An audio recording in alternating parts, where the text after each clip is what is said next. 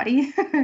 But the yogis have known this for years, and recently scientific research is studying this. But going past these three states into another state, which is, there's actually four other states, but they're grouped into one called Turiya. And as Deepak Chopra, when I studied with him, he calls it the gap. So we know that by going into this state called the gap, that we can induce healing, because it's almost like connecting to the source in a way. It is connecting to the source, and you're bringing back, from the unmanifest into the manifest, this healing. And it just does so many great things for the body, for the mind.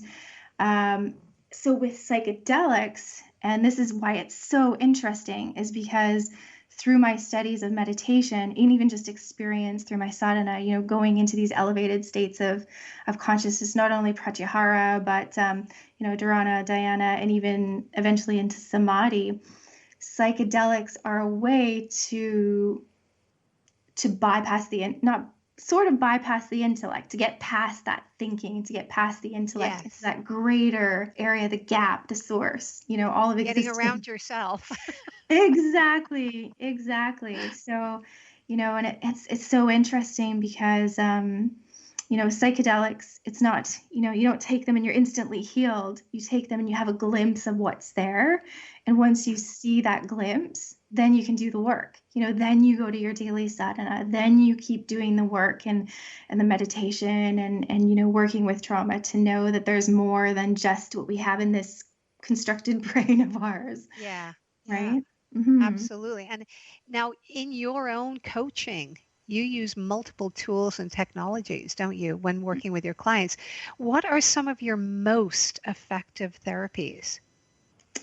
Number one, by far, it's the hardest thing to do, but it's the most rewarding, and it's having a daily practice, a daily sadhana.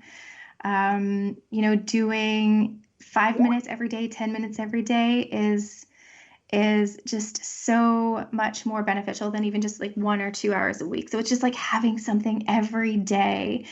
And I say this both from personal experience of doing over 5 hours of sadhana a day myself and over 15 years of coaching, but it's just the most rewarding thing, but it's the hardest thing. And even training yoga teachers at the 200 level, do you know how hard it is to really get someone to devote to a sadhana every day? So, that's the most important thing, because by building up that practice, one can get into those higher states, because we know to go into higher states like pratyahara and dharana and dhyana, and like I mentioned, samadhi, we have to have those preparatory, the yamas and niyamas. Are you practicing purity, of body, of mind? Are you surrounding yourself with the right people? Are you eating the right food? And then, of course, the asana to work out those traumas and those kinks. And then we go into the pranayama to work with the breath, So eventually we use those practices in our daily sadhana to get into those higher states of consciousness, which we need to go into for that very important healing and the evolution of our soul, really, right? If we look into, clearing out the samskaras and the karmas and all of that, it's super important. So daily sadhana, number one, every day doing something. If you can find a practice that works for you, I'd say just using your intuition. The one I use right now is Shambhavi Mahamudra, which is a 21-minute practice, and I also do the Shakti Chalana Kriya and Shunya, and I'm preparing for Samyama, which is going into samadhi. But it's definitely an intense practice, but I say I would definitely not be, where I am right now if it wasn't for them. So that's all through Isha Foundation that I've learned those practices. And, next to that, I would just say making sure you have a good diet, surrounding yourself with good people, and, learn how to control your energy. That's a big one. Mm-hmm. Yeah, there's a lot of people out there who are, because of what's going on in our society right now with the COVID, where I think we're all at a heightened state of anxiety and many people are not able to do their normal sort of daily routine. Um, from your point of view, and I'm kind of putting you on the spot here, Mhm. what would you suggest for somebody who's in their homes in quarantine who are not able to get out and move around? But um, are there some things that we can actually we can do for ourselves while we're at home? Oh, absolutely. Yeah, just any way you can find that stillness, it's Mhm. it's hugely important. And maybe you're not trained in the advanced, meditation practices. Maybe you're just beginning. Maybe you've done no yoga or meditation. Right. Even just sitting and closing your eyes, finding a quiet space. Maybe you want to like light some, incense, or, just have something important around you, and just like even taking 5 minutes to breathe and Yeah. watch your breath. And, you did the so hum, just your, maybe you're just doing that. You're watching your inhale, you're watching your exhale, and doing that relaxation. There's so many things you can find online now as well for relaxation. But just starting out with that 5 minutes is super important, and that's a start, right? And then next, maybe you want to go into a longer guided meditation, and then after that, maybe you want to try yoga nidra, which is even longer, 45 Yeah. minutes to an hour. But we also do know that trying to do something with your body, moving your body around in any way, ideally through yoga, will Yes. amplify your meditation process, right? Yeah.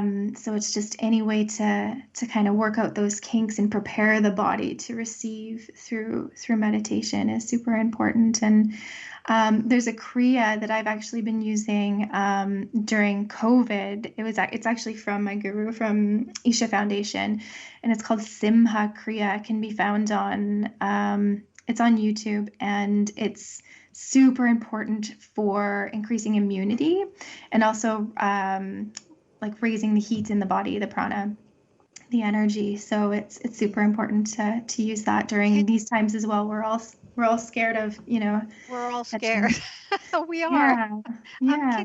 can can you spell that for somebody who's interested in finding that on Mhm. YouTube? Yeah, it's SIMHA Kriya, and it's by Isha Foundation. Beautiful. ISHA. Hmm. Beautiful. Oh, that's wonderful, Shannon. Um, so getting back to, well, actually, to tell you the truth, I mean, I'm having a great time talking to you and listening to you.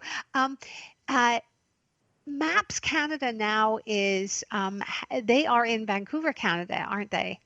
Vancouver, Canada, yes. And we also have Yeah. some studies out of Toronto as well. Ah, okay. Mhm. And now, if anybody wants to go on and look for more information about Maps Canada, you can go to mapscanada.org. But I would encourage you actually to get more information about Shannon. And you can go to shannonsmadella.com, which is ShannonSmadella, and check out Shannon because you do teach and you do have a lot of you have courses that you teach. Is that correct? And Mhm. classes, Yeah, recently everything is online. right? Right. Yeah, yeah. And of course the webinar series with Maps Canada, really, really important. And if you, pardon me, as I a little cough here, if you haven't heard about psychedelics and what they do, I would urge you to go on to Maps Canada and have a look at this research because it's been around for a very long time. Um, and I want to ask you one last thing too, Shannon. Really important question here. Hmm. What is your most favorite yoga pose and why? Oh, that's a good one. But it's also an easy one because it's by far Shavasana. Um, Everybody was thinking you're going to say something really, really complicated. Really complicated, Yeah. yeah. No, well, Shavasana, in a way, it's super complicated Yeah, it because, is to get there. yeah, just, even just keeping the mind and the body still is one of the hardest things to do, right? But super important. And as we know in the yoga class, a lot of the preparation is for Shavasana, where you can just absorb everything during that class. And like I said, when we go into those higher states, sometimes in Shavasana, you can slip into that and receive that healing. The whole class of everything in yoga is healing, right? It all works together synergistically. So But it really is. Shavasana is my favorite too. So oh, there you good, go. good to hear. Shannon, thank you so much for joining us on Yin Yoga Lifestyle today. We so appreciate you being here. Thank you so much for having me. And again, if you would like more information about MAPS Canada and the webinar series, you can visit mapscanada.org. And Shannon Smadella is your host for that webinar series. And if you would like more information about Shannon Smadella, visit Shannon Smadella, ShannonSmadella.com. And again, many thanks, Shannon, for being here with us today on Yin Yoga Lifestyle. Thanks so much, Colette. And please don't forget to check us out at yinyogalifestyle.com for free yin yoga videos, and where you can sign up for online yin yoga classes with me. And you can get your first class for free. Just drop me an email at yinyogalifestyle@gmail.com, and we can set you up and get you started on your daily yin yoga routine.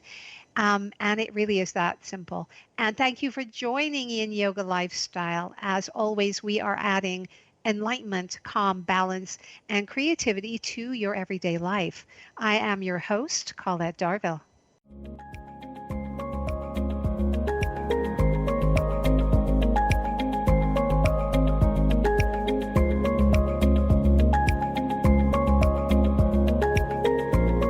Join us next time to continue our journey of balancing into a state of perfect harmony.